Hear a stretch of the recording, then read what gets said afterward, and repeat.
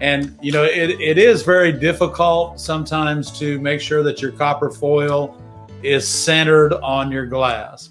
However, now keep in mind, if your glass is a little bit textured, sometimes it's thicker and thinner in different places, so that's going to make it a little more difficult for you.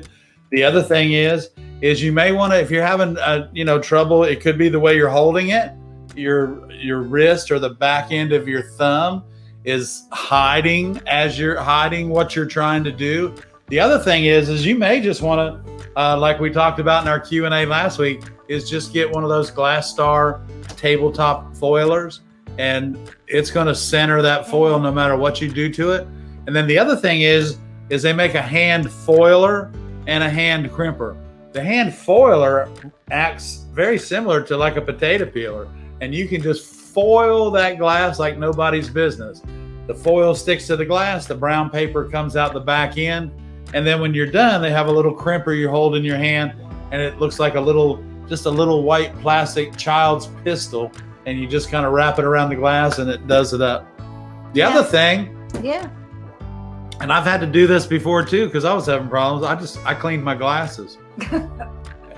Sometimes it's the simplest things that make all the difference in the world. So. And then too, you could ask someone that has really good eyesight and wants to help and learn about stained glass. You could ask them to foil. Sure. See if sometimes some people are better at other tasks. You may be good at cutting glass and another person may be good at foiling. They may love to foil. I love to foil. And Ed's an expert at cutting glass. So, that goes well together. Yeah, so we have that good trade-off between the two of us. Yeah, and get things done a lot quicker. Yeah, so you can get things done a lot faster. That's right, Barb. And, it's not always about how fast you do things. No. But you do want to, if you got a lot to foil, you don't want it sitting there for weeks. You want to go ahead and get it over with.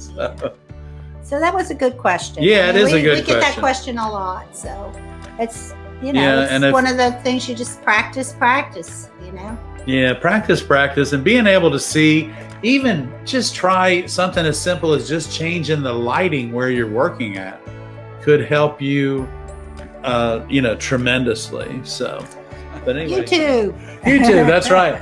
So yeah, thanks again for watching the video. Thanks for tuning in tonight. We'll see you next week. Bye. From Barb and Ed, we'll see you.